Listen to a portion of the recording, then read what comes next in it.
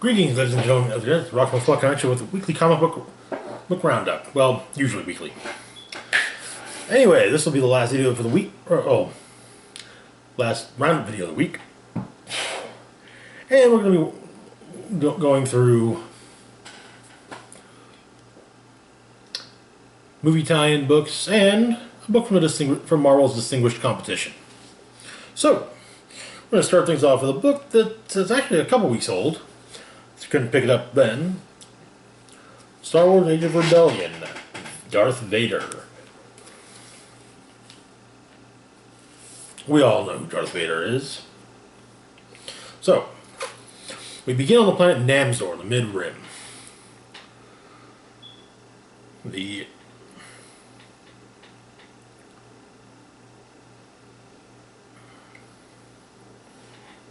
A bunch of TIE fighters pouring out of it looks kind of like an acclimated class destroyer.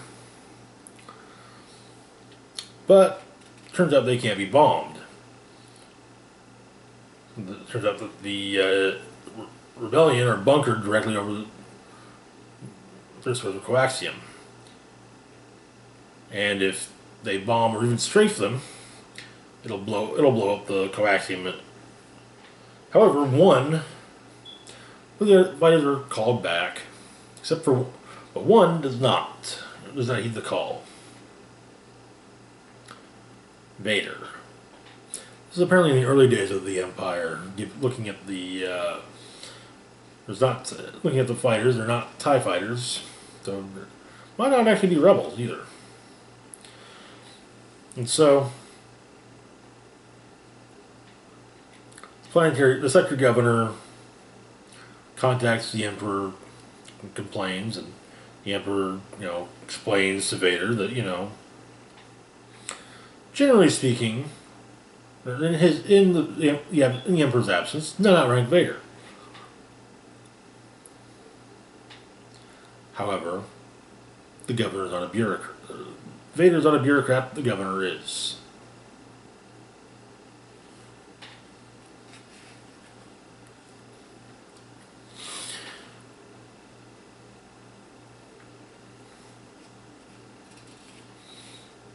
And the Emperor tells Vader that, just understand that when you obey this bureaucrat, you are serving his will.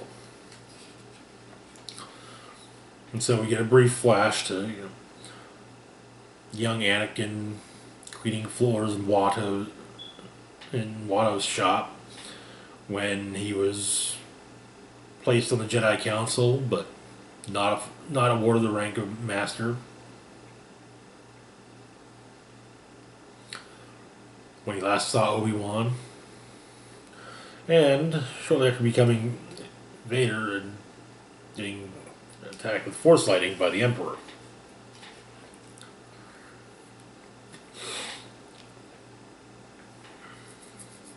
But the Emperor tells Vader that he will obey the governor's every order to the letter until he's learned his lesson.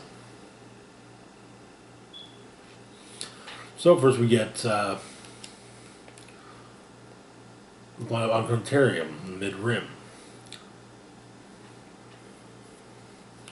Apparently the machines on the planet run wild for decades and rebuilt themselves to become 1,000 times deadlier than any security droid. So the governor has Vader sent. Vader makes short work of the droids. Next on the planet Felzafam, also the Mid-Rim.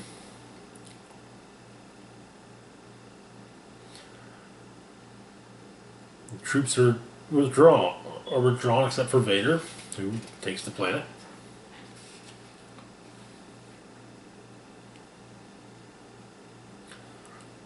Then the Cancelo Bell Containment Zone. Governor R tells Vader to enter the asteroid belt and destroy the greatest threat he finds.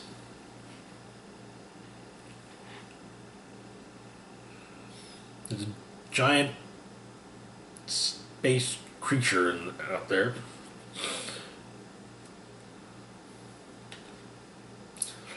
Which Vader leads to the ship.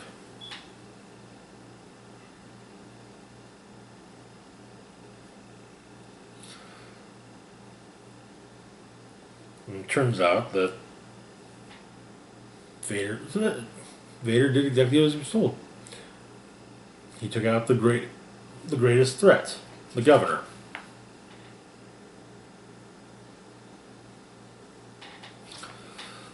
And that's it for the Age of Rebellion one shots. And now, last week began the Age of Resistance one shots. Kicking things off with Finn, the tale of his days as a stormtrooper. So, we begin on Starkiller Base. FN 2187 is cleaning.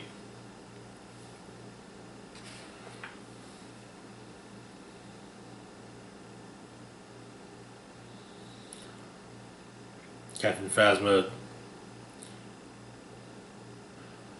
we're told to put the mop that he's carrying down and report to Deck 9, join the cleaning crew.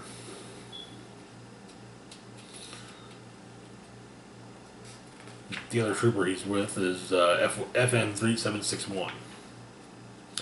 So the two of them armor up. They go in. Apparently, there's some kind of infestation that's eaten 2 people. And there's only been 1 survivor from them. So they go in.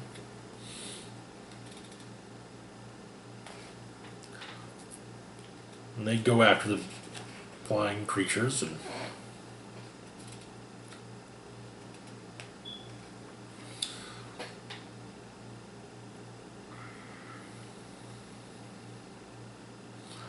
however, FN 2187 does set the squad leader on fire a little bit to take care of the creatures, and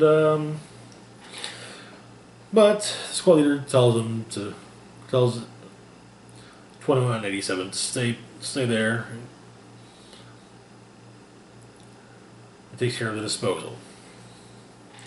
And so he discovers these are the creatures they just fought are native to the planet that became Starkiller Base.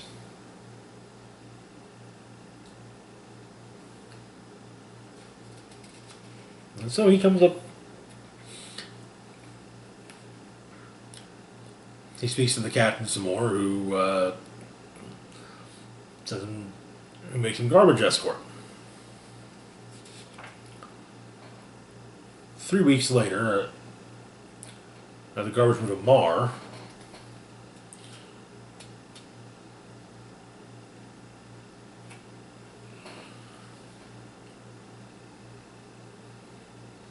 well, the person who handles this, who actually picks up the garbage, well, she's seen those things before, and well, they're not the only. This is not the first time they've been brought to the garbage planet.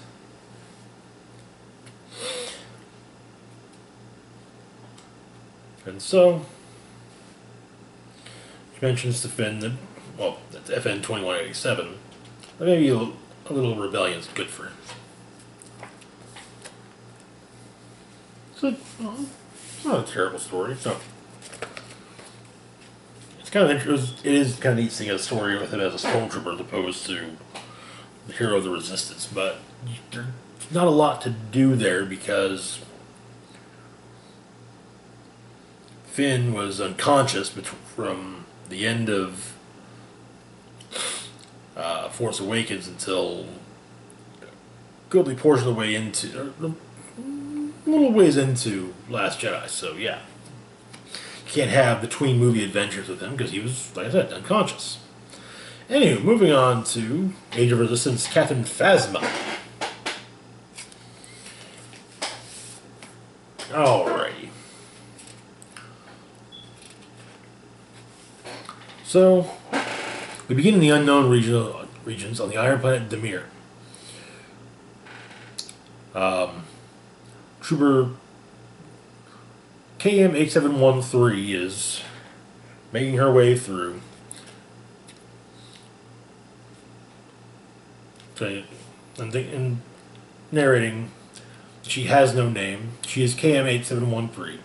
She's a stormtrooper of the First Order, but she will be more. The one who leads them is more. She has a name. She is Phasma.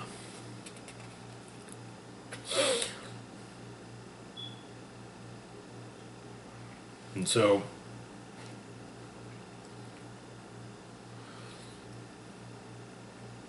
she explains that the troops are in her command. They are another gun that she holds. If their aim isn't true, if they falter, then they are no longer a gun, no longer worthy to be in her hand, no longer worthy to serve the First Order.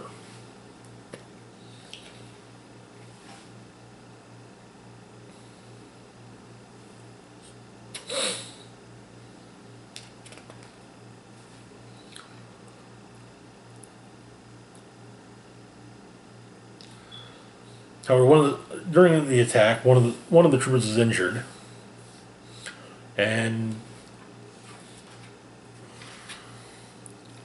God damn it,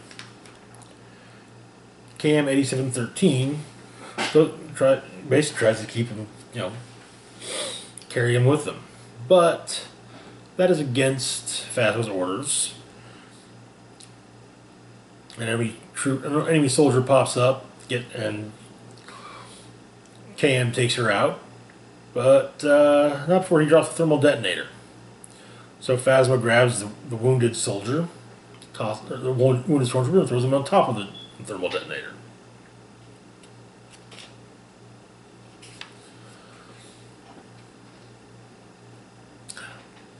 And on Phasma's command shuttle, she tells KM that she's a competent soldier who quite possibly saved Phasma's life, but Phasma then states that her life would not have been in danger if she hadn't had to reprimand KM 8713.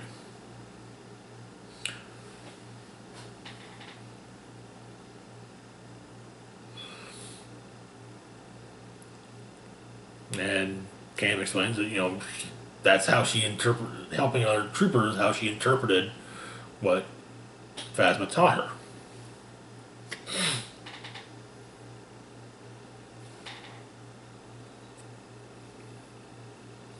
So they talk some, and it's decided that, and Phasma promotes her.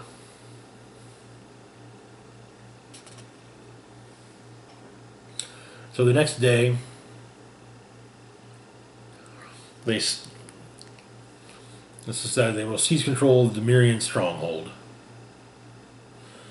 And so, KM8713, now an officer, leads the charge. The door opens and, walkers, tanks, weapons of war come out, vehicles of war come out, start firing on the troopers. Keep firing. She turns and looks. Phasma's walking away. And so KM goes after her. And Phasma tells her that, explains the entire point was that the troopers would run in and basically sacrifice themselves to draw out the enemy while the TIE fighters would so the TIE fighters could come in and take out the enemy. And possibly also the troops.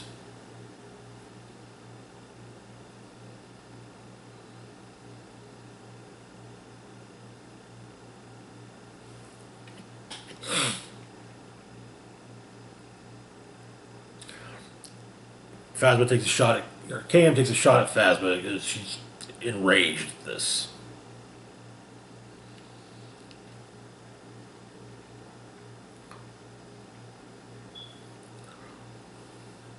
Phasma and KM battle it out.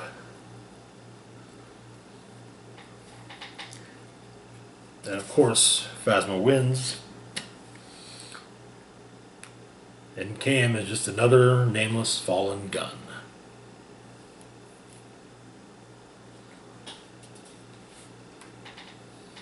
And that's where the story ends.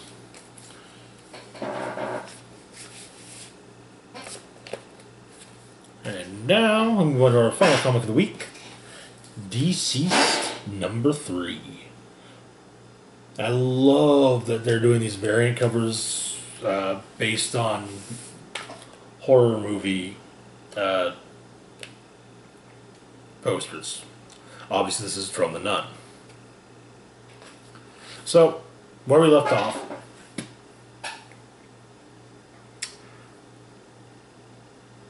the zombie virus, I should say, has been ravaging its way through Earth. Already taken by it, or Cyborg, Batman, Nightwing, Robin, well, Red Robin, and Hal Jordan, Green Lantern. And now, and after his death, Dinah Laurel Lance, Black Canary, is recruited to become Green Lantern.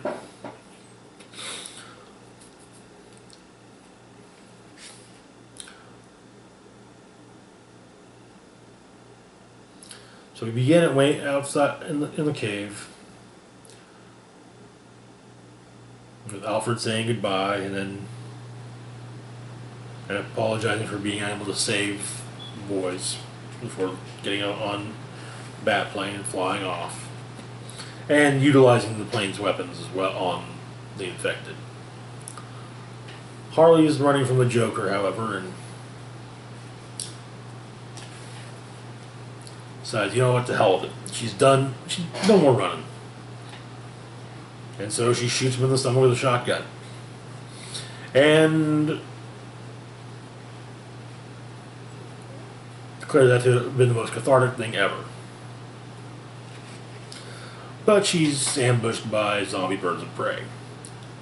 Batgirl, Catwoman, Batwoman, and I would presume Huntress. At the Daily Planet, Damian is dealing with his father's death. Jonathan's trying to get her to help his friend, but well, Clark's listening, but not, yeah. They're planning. So first, Clark goes through, deals with the infected.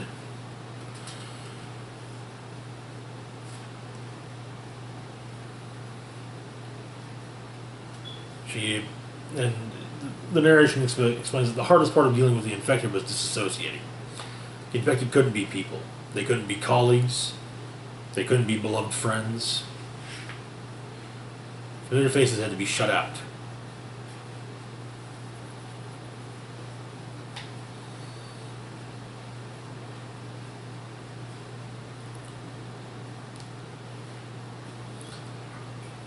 And so Superman flies off to see how things are in Smallville.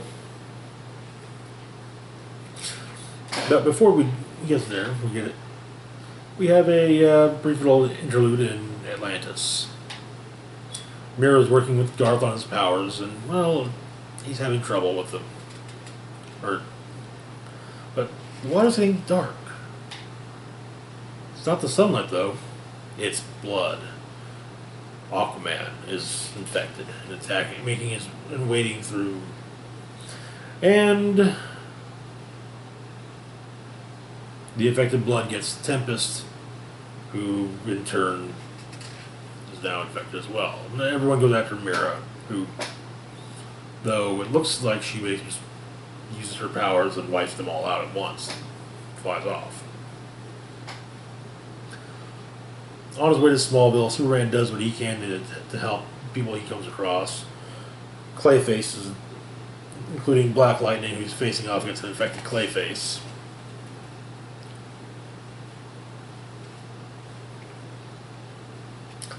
And as they're leaving, Superman tells Black Lightning to head to the Daily Planet, and he'll meet them there.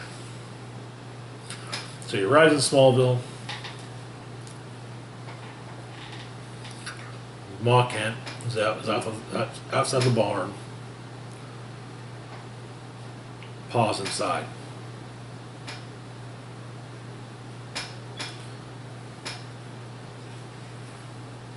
And infected.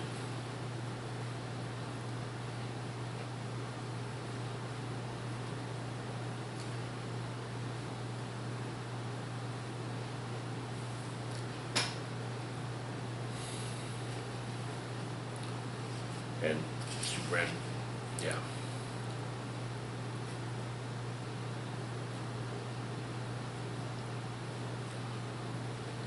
And so he picks up Ma and carries her to the Daily Planet. Or presumably to the planet. Flies off. That's where the issue ends. I gotta say, this is probably one of the most wrenching zombie stories I've read. I've experienced, I guess. Because, I mean, movies I don't really read, I'd watch. And this has been, yeah.